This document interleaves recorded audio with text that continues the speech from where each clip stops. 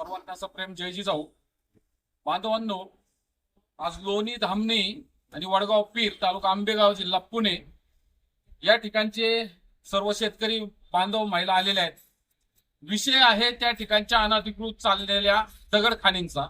हा विषय अतिशय महत्वाचा आणि गंभीरतेनं महाराष्ट्र सरकारनं घ्यायला पाहिजे होतं, परंतु तालुक्यातील प्रांत अधिकारी असतील, तहसीलदार असतील किंवा जिल्ह्याचे कलेक्टर असतील, यांनी आपल्या सोयीनं या ठिकाणचं राजकारण चालवलेलं आहे. त्या ठिकाणचे शेतकरी बाधित पीडित झालेले आहे. त्यांच्या पिकाचं आतोनात नुकसान झालेलं आहे. ते नुकसान कधीही भरून न येणारं नुकसान आहे. म्हणून या शेतकऱ्यांची आज मोठी तळमळ प्रेस घेऊन त्यांनी पत्रकारांसमोर व्यक्त केलेली आहे. आपल्या सोबत त्या ठिकाणचे पीडित शेतकरी आहेत. त्यांचं सुद्धा 2 मिनिटात त्यांनी मनोगत व्यक्त करावं अशी मी त्यांना विनंती करतो. सुखदेव दत्तात्रय आढाव, राणा दोन्ही तालुका आंबेगाव जिल्हा पुणे. आमची शेती दोन्ही गावामध्ये असून त्या खरीप्रेशरमुळं इतकं नुकसान आहे का आमच्या पास संपूर्ण शेती वाटणं झालेले आहे. त्याचे वाटणं म्हणजे कसं की फार पूर्ण वाटणं झालेले लगेच त्याचं वाटणं भरून येऊ शकत नाही. आणि यांनी फोकस अर्थ दाखल्याची त्या परवानग्या घेतल्या. खानपट्टा एका ठिकाणी घेतला, दुसऱ्या ठिकाणी आणलं, पण यांनी अधिकाऱ्यांनी त्याच्यावर म्हणजे आतापर्यंत दुर्लक्ष केलं नाही. कोणतीही दंडात्मक कारवाई केली. आम्ही वेगवेगळे अर्ज सुद्धा दिलेले आहे त्यांना का इथं म्हणजे आधी तो खानपट्टा चालू आहे, त्याचे पुरावे दिले, पंचनामा केला तर त्याच्यामध्ये पंचनामा आतापर्यंत आम्हाला त्याची कारवाई झालेली दिसली नाही. आणि कारण रात्रीची परवानगी नसताना रात्री सुद्धा मशीन चालू असते, खानपट्टा चालू असतो, जोर चालू असतात. आता ते खानपट्टा त्यावेळेस आते खोल खांदे 120 फूट, आणि ज्यावेळेस आम्ही कंप्लेंट नोंदवली आपण तिथून पुढे त्याने बाहेरून आणून गाड्या सुरुवात केली. पण त्या अगोदर जे खोल खांदल्याने ते आज माफ कमी केले, पण त्याची सुद्धा चौकशी व्हावं. खाण मालकाने एवढी परवानगी त्याच्यापेक्षा अधिक संशोधन केलेलं आहे. त्याचा जो काही त्रास आहे तो तिथं गावकऱ्यांना तर होतोच, पण पर्यावरणाची प्रचंड हानी झालेली आहे तिथे. त्याच्यामध्ये फॉरेस्ट डिपार्टमेंट तिथं फॉरेस्टच्या शेजारीच खानपट्टा सुरू होतो आणि तिथं तक्रार करून त्याची तर फॉरेस्ट डिपार्टमेंट म्हणा किंवा खनिकर्म विभाग, पर्यावरण विभाग जर तक्रार करते तिथं दखल घेत नसते किंवा दखल घेतल्यासारखं करतात, पण कारवाई नसते, काही होत नाही.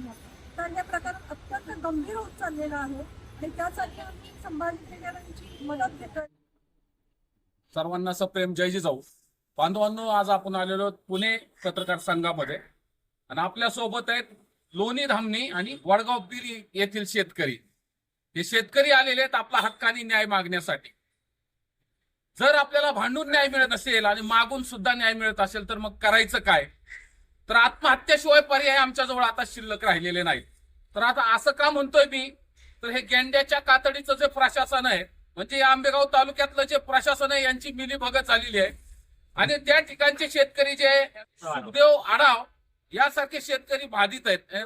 ताई आहेत आपल्या सोबत, ढगे पाटील या आहेत आणि या सुद्धा पीडित आहेत. राजू वाळवंज आहेत या ठिकाणचे शेतकरी, ते सुद्धा पीडित आहेत. तर यांच्यावर अन्याय कसा होतोय, तर त्या ठिकाणी राहुल आढाव आहेत, ते सुद्धा या ठिकाणी पीडित असलेले शेतकरी. त्यांचं आतोनात कधीही भरून न येणारं नुकसान झालेलं आहे. हे नुकसान प्रशासनामुळे झालेलं आहे. ते का झालं आणि कसं झालं हे थोडक्यात मांडण्याचा प्रयत्न या व्हिडिओच्या माध्यमातून करणार आहे. आणि त्याला वाचा फोडण्यासाठी संभाजी ब्रिगेडनं आता याच्यात उडी घेतलेली आहे. शेतकऱ्यांच्या, कष्टकऱ्यांच्या हक्कासाठी संभाजी ब्रिगेड सदैव मैदानात असते आणि म्हणून आपल्या सोबत आहे असा आम्ही यांना ठाम विश्वास दिलेला आहे. दादा हो, या ठिकाणचे प्रांत अधिकारी असतील, तहसीलदार असतील, कलेक्टर असतील, यांना असंख्य पत्र व्यवहार या लोकांनी केलेला आहे. तरी सुद्धा डोळे झाक करून हे प्रशासन गप्प बसलेलं आहे, मूक, बहिर आणि आंधळ झालेलं आहे. कारण यांचं सर्व आर्थिक लागेबंदे या लोकांचे आहेत. तर याच्यामध्ये मोठ्या धनदांडग्यांचा हात आहे, या ठिकाणच्या आमदारांचा हात आहे. एवढंच नाही तर मंत्र्यांचा सुद्धा याच्यात हात आहे. खाणिक कर्म असेल, प्रदूषण महामंडळ असेल, फॉरेस्ट विभाग असेल, यांना ढिगभर पत्र म्हणजे पोती भरून पत्र या शेतकऱ्यांनी दिलेलं आहे. आज शेतकऱ्याच्या डोळ्यात पाणी आहे का आणि कशासाठी, तर तो आपल्या हक्कासाठी भांडतोय, तो आपल्या अधिकारीसाठी भांडतोय. आणि त्याला ज्यावेळेस वाटतं की या देशामध्ये, या महाराष्ट्रामध्ये आमचा कुणीही वाली नाही, त्यावेळेस हा शेतकरी एकदम प्रचंड वैतागून एवढा मानसिक त्रास सहन करून त्याला असं वाटतं की माझ्याजवळ आता आत्महत्या करण्याशिवाय पर्याय नाही. म्हणून एवढं टोकाचं पाऊल जोपर्यंत ज्यावेळेस हा शेतकरी उचलायला पाहतो, त्यावेळेस आपण जर बघ्याची भूमिका घेत असेल तर मग या देशामध्ये, या राष्ट्रामध्ये, या महाराष्ट्रामध्ये आपल्यासारखा दळभद्री कुणी नाही असं तरी निदान मला वाटतंय. म्हणून विनंती वजा इशारा या व्हिडिओच्या माध्यमातून महाराष्ट्र राज्याच्या मुख्यमंत्र्यांना सुद्धा तात्काळ या शेतकऱ्यांना नुकसान भरपाई मिळाली पाहिजे. जे जे कोणी अधिकारी याच्यामध्ये समाविष्ट आहेत, कुणाचे लागेबंद आहे, तात्काळ निलंबित केलं पाहिजे. आणि प्रदूषण महामंडळाला सुद्धा विनंती आहे की ज्या ह्या खाणीकरण चालू आहे याचं मोजमाप तुमच्याकडे आहे, ड्रोनद्वारे तुम्ही अनेक त्याच्या मोजण्या केलेल्या आहेत, त्यांना याचा दंडात्मक कारवाई झाली पाहिजे. ज्या गावामधून ज्या ग्रामपंचायतचे खोटे नाहक प्रमाणपत्र दिले, दाखले दिले, त्या लोकांना तात्काळ फौजदारी अंतर्गत म्हणजे आयपीच्या अंतर्गत गुन्हे दाखल करून अटक झाली पाहिजे. कारण येणाऱ्या काळामध्ये अशा घटना वारंवार घडल्या जातात. हा प्रश्न फक्त आंबेगाव तालुका पुरता मर्यादित नाही, लक्षात ठेवा. हा प्रश्न हवेली तालुक्याचा आहे, हा प्रश्न दौंडचा आहे, हा मुळशीचा आहे, हा सर्व महाराष्ट्रातील जनतेचा हा प्रश्न आहे की असंख्य शेतकऱ्यांचं अतोनात नुकसान होतंय. त्यांच्या जमिनी ओसाड झाल्यात, नापीक झालेल्या आहेत. तिथं अनेक हृदयाचे शारीरिक आजार, मेंदूचे आजार लोकांना जळत आहेत. यांना कारणीभूत फक्त हे गेंड्याच्या कातडीचं प्रशासन आहे.